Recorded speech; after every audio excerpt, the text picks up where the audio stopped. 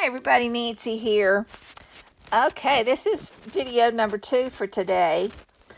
Someone had requested that I repost a video that I created back in, 12 months ago now, over on Facebook. And I want to apologize to everybody on Facebook. I did not realize that everything was going to disappear when I left. Had no clue. I knew that I was going to disappear, but I didn't think that everything I had ever created would disappear. I mean, it's like I never existed. But anyway, I apologize to you guys. So she asked me if I wouldn't mind posting it on YouTube so everybody has access to it. And I said, of course. Well, rather than dig through everything, I decided I'd just create it again.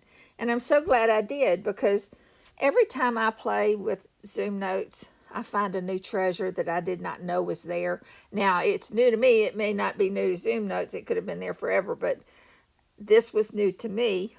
So I want to show you guys. Anyway, what we're going to try to create is this little book that's showing here. Now, I may have gone too light on the shadow in the middle. I went kind of light. It does supposed to look like a book, okay? But when I show you how to do it, you'll be able to make it as dark or light as you want to. All right, so I'm going to go to the next page and get started. Now, the first thing I would do, if I want to have a cover, is go ahead and create that. I'm going to go to the polygon, and it's selected. And let's say I want to do a blue background. So I just draw that.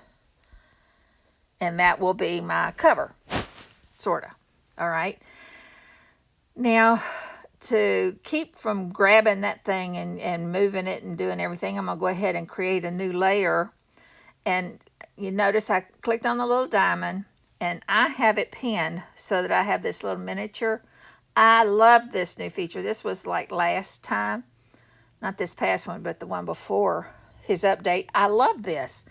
So right now all I have to do is click on the plus, and that gives me a new layer. I am now active on that layer, and I locked the previous one. So now the blue is not going to be disturbed no matter what I do. All right. Now I'm on the layer 7. I'm going to go back to the polygon, change the filling to white just so you can see it better. It won't be white on white. I mean, blue on blue, sorry, when I create it. And I'm going to draw a polygon that fits on top of that blue. All right. Now we want to go, and instead of it being a solid, flat, white, we're going to make it gradient.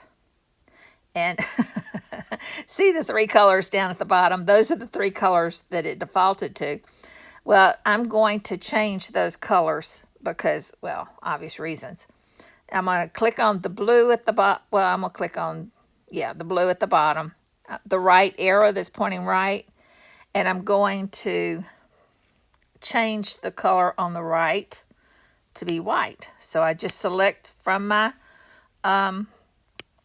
color palette over on the left to white. And you can see that the beauty of it is that it reveals itself as we go. All right, now if I go back and change the one in the middle, I clicked on the one in the middle. I'm going to change it to white. All right, now the white one, or it's so light, it's a light gray. I'm going to change it, but this time I'm going to do something different. And this is what is so cool, I just learned. I'm going to select the black at the top and see how it put the black as a blender or a mixer. And this is so cool to me. Watch what happens on the piece of paper that I'm creating. See, it's getting darker as I move down this slider. How cool is that? I never knew this part. All right, so this is where I went too light probably on my other one. I'm going to leave it a little bit dark so that it's way obvious. Now, Now I can close that. I can go back with the little left arrow. Now, another thing you can do, see the little slider bar on number 2? If I take that a little bit to the left, that moves the white over some. So you can see you can make that. I can take it all the way to the edge and it'll be a very sharp, I don't know, it makes it look rounded. I'm trying to say that. That's what I'm trying. Okay, so maybe I'll leave that there. All right, just so that we can be obvious with this thing. And like I said, you can make it as subtle. Oh, I just moved the number 1. I didn't mean to do that. As subtle a blend as you want to. All right, just by moving that slider bar. All right, now I'm going to select that. It's selected. Well, let me make sure it's selected. No, it's not. See, it looks selected, and that's why it always, I don't know why, but you have to actually select it with the select icon or button. Now I'm going to copy or duplicate it. I'll just do that. Duplicate it. And so that now there should be 2 versions of it. And I'm going to flip that version horizontally. Bam. And just move it over. How easy is that? Okay. So now both sides are done. Now I can make one a little bit more subtle than the other. Now see, it's too big for the book, and I'll have to adjust that. Let's see. I've got that selected. I'm going to the polygon over on the left. No. Okay. And what was it I wanted to do? Oh, I want to change see, I'm going to make the left side a little more wider, like that. And maybe even make the gray, it got really gray. I'm going to select that, put my white to do the blend, and then drag it and give it a second and see it, just to make it a little bit more subtle. Go back and maybe move it a little bit more. Okay, that's good enough. Y'all are understanding, I'm sure, what I'm doing here. And then I'm gonna drag it. No, let me not do that. I need to drag both of them, otherwise they're going to be uneven.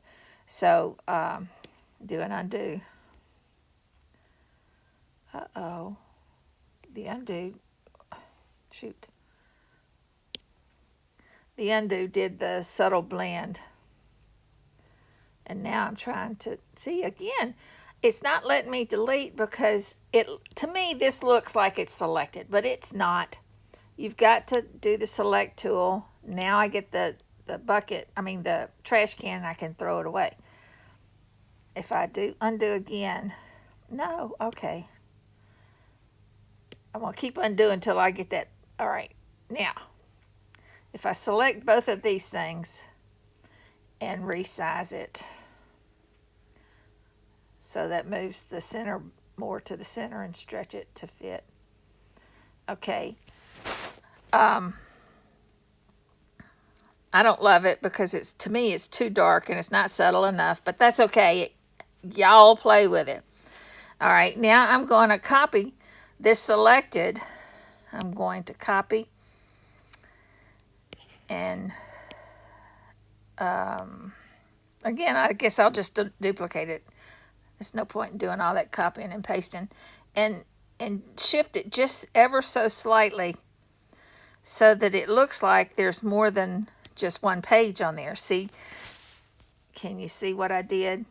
Now I might pull it in a little bit from the right so that now it looks like multiple page document. And at this point I would add staples just to this book. Now you could do this again and put spirals or whatever, but for this one I'm just going to do staples. And I have a staple saved in my my symbols, and I'm using my favorites over on the right. It's hard to see probably, but I'm clicking on it, and now I can just stamp it and stretch it. You know, it's way too big. Make it smaller. Move it to the center, or move it there. Now I'm going to make a copy of that, drag it and drop it. And when I dropped it, it probably made it not necessarily lined up. So I'm going to select both of them. I hope. Select both of them. No, shoot. I should have done the staples on a separate layer. Let me do that. So see, it lets me select one, but if I try to select that, it's going to also pick up the paper. So I'm going to delete that. Or no, I'm not. I'm just going to move it to the next layer. I'll get figured out in a minute. Sorry.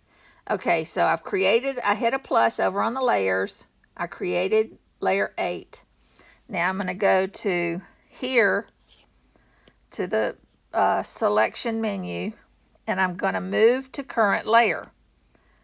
So now that one is moved to layer 8. Now I'm going to select the one at the bottom. I'm going to do the same thing. It's moving it from layer 7 to layer 8. Now, if I lock layer 7 up, and I can now select those two things, and I want to go down to the bottom, and I'm going to align, see down at the bottom, left, center, and right. So I click on center, and that lined those two staples up. It wasn't obvious. Let me do it so it's more obvious to you.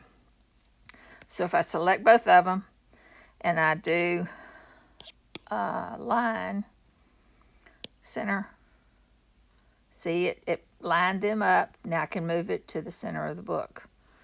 Okay? So simple. And there you have it. We've just created the little book. And again, it's way too dark for my taste, but I wanted you to be able to see it. Now, I'm going to load a copy of the original. Let me see. It's over here. Onto MeWe. That's where I'm at now. So if you want this particular book, I'm going to have it in the files on MeWe. And if you're not on MeWe, I don't know why not. You do not have to. There's no reason not to also be on MeWe. I'm trying to do more things there just to make it enticing to come to MeWe, and I'll put the file there. But I mean, it doesn't cost anything, and you don't have to have the app. I don't use the app. I just do MeWe.com, and then if you don't want to see anything else, you just join the. I did this ZoomNotes. I did this using ZoomNotes group, and you never have to look at the rest of it. You know, there's lots of groups on there, and just like Facebook, you don't have to join any of them. But anyway, that's enough of that sale. Now, also, I wanted to mention, if you don't have any staples, I do know, I just checked. Let me go back to where I created the link. This on Pixel Scrapper. Let me select it. If I search for staples, I need to be an affiliate for these people. I'm not, though. Let's see. I just like to share free stuff. I spelled it wrong. AP. Just do a search on staples. Go. And here you have all kinds of different free staples. Okay? So that's what I would do. That's all I have to say for right now. Y'all have a great day here. Oh, and if you want the copy of the book, just put it in comments and I'll send you a copy. Okay? Y'all have a great day.